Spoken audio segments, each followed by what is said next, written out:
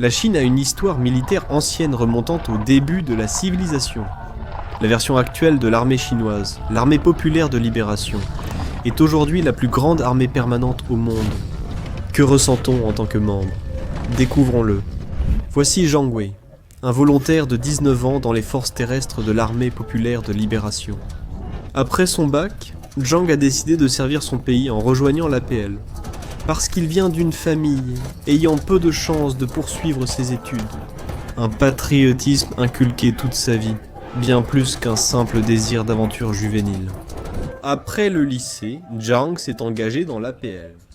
La loi chinoise permet au gouvernement de recruter tout citoyen apte au service en cas de besoin. La Chine recrute par levée, l'APL fixant un quota annuel d'engagement par province. S'ils obtiennent suffisamment de volontaires, tant mieux. Sinon, la conscription commence. Avec 1,5 milliard d'habitants, la Chine ne manque pas de volontaires et n'a pas eu recours à la conscription depuis 1949. Quoi qu'il en soit, la recrue doit être âgée de 18 à 22 ans et être diplômée du lycée, ce que Zhang, âgé de 18 ans, était lorsqu'il s'est engagé. La limite d'âge supérieur pour les diplômés universitaires passe à 24 ans, et ceux qui obtiennent un master peuvent s'engager jusqu'à 26 ans. Comme le champ de bataille moderne devient à la fois plus technique et plus tactique, les personnes titulaires de diplômes avancés sont très recherchées dans l'armée pour leurs compétences particulières. Zhang est l'un des 2 millions de membres de l'APL, la plus grande armée du monde. Celle-ci est soutenue par la police armée du peuple, une force paramilitaire qui comprend la garde côtière, ainsi qu'une milice à temps partiel. Cependant, il est plus difficile de déterminer son budget. D'après des rapports officiels, la Chine a dépensé environ 250 milliards de dollars pour son armée en 2025, soit 72% de plus qu'en 2024.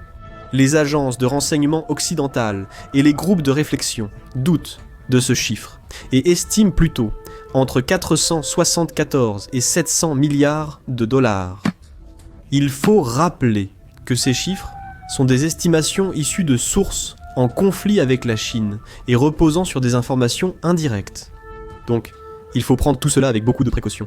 Il est admis que la Chine a les deuxièmes plus grandes dépenses de défense après les États-Unis.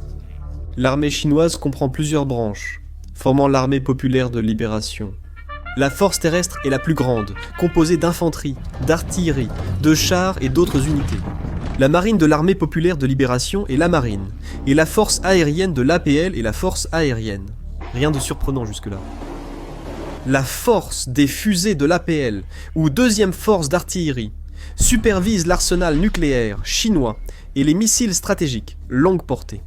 Pour compléter le tout, il y a la force de soutien stratégique, chargée des opérations cybernétiques, électroniques et psychologiques, ainsi que la force conjointe de soutien logistique, qui s'occupe de la logistique.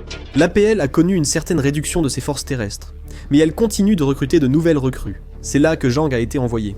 Il a suivi une formation de base qui a duré 3 mois, au cours de laquelle il est passé du statut de civil à celui de soldat. C'est ici qu'on lui a inculqué qu'il ne rejoignait pas simplement une armée, mais ce qui équivaut à la branche armée du Parti communiste chinois. Le dirigeant chinois Xi Jinping déclare ouvertement que l'armée, je cite, ne doit jamais perdre de vue le fait qu'obéir aux ordres du parti est son devoir fondamental. Fin de citation. Eh bien, pour maintenir l'uniformité idéologique, les unités disposent d'un système de double commandement. Outre le commandant, un commissaire politique supervise aussi la formation et l'éducation des soldats. Ils gèrent aussi la discipline et veillent au bien-être des soldats durant leur service. Ainsi, à la fin de sa formation de base, Zhang est déjà habitué à une structure de commandement à 2 niveaux. Militaire ou politique, la discipline est stricte et tout le monde n'est pas fait pour être soldat. Pour ceux qui abandonnent avant la fin de leur engagement de 2 ans, les sanctions sont sévères. Récemment, une recrue n'a pas supporté la vie militaire et a abandonné. En conséquence, il a écopé de nombreuses sanctions, dont une amende de plusieurs milliers de dollars. Il a été interdit de voyager à l'étranger pendant 2 ans, de prendre l'avion ou d'utiliser les trains longue distance. Il lui a été interdit de s'inscrire à l'université, d'ouvrir sa propre entreprise, et il a été définitivement exclu de tout emploi dans la fonction publique, quel qu'en soit le poste. Pour le reste de sa vie, Zhang n'a aucune intention de laisser son engagement inachevé. Toutefois, de tels récits dissuadent toute tentation d'abandon. Zhang a rejoint les forces terrestres, principale branche de l'armée. Malgré une réduction récente et une taille plus modeste, elle poursuit sa modernisation par des réformes. En tant qu'infanterie, Jang a reçu un nouveau fusil, censé mieux convenir aux champs de bataille modernes. Voici le QBZ 191, un remplaçant du QBZ 95, dévoilé lors d'un défilé militaire en 2019, chambré en 5,8 par 42 mm. Le fusil existe en 3 sous-variantes. Le fusil standard, le QBZ 192 qui est une version carabine à canon court, et le QBU 191 qui possède un canon allongé. Pour les tireurs d'élite désignés, il a aussi un sélecteur de tir, permettant un soutien de feu limité à l'escouade. En tant qu'infanterie, Jang a participé à de nombreux exercices d'entraînement, avec d'autres branches de service, en particulier l'artillerie et les chars.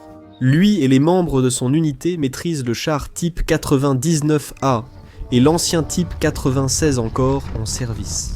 Des rumeurs évoquent qu'un autre char, nommé TZT-201 ou TZT-20, pourrait les rejoindre sur le champ de bataille. Cependant, il y a très peu d'informations fiables disponibles. Il disposerait d'une centrale hybride diesel-électrique de 1500 chevaux. Le char est aussi léger, pesant la moitié d'un M1 Abrams. Cela pourrait refléter un changement dans la doctrine militaire chinoise, privilégiant la flexibilité à la puissance brute. Cela reste spéculatif, et le nouveau char pourrait n'être qu'un prototype malgré tout cet équipement. La vie d'un soldat comme Jang ressemble à celle des autres armées mondiales. Comme les soldats, marins et aviateurs du monde entier, il consacre son temps à sa mission, à l'entraînement et à une routine stricte. Cependant, Jang et ses camarades le font sous l'œil attentif de leur commissaire politique. Et bien sûr, il y a les repas. Comme leurs équivalents américains, les rations MRE sont emballées dans des sachets en plastique et contiennent un agent chauffant chimique qui peut réchauffer le repas sans flamme en environ 15 minutes. Les repas peuvent inclure du curry, du poulet et du riz frit, du porc braisé rouge et du yak épicé, qui se présentent sous forme de viande séchée. Ces plats s'accompagnent de barres énergétiques, biscuits et chocolat. Leur goût est... Eh bien, c'est l'armée, pas un restaurant étoilé Michelin.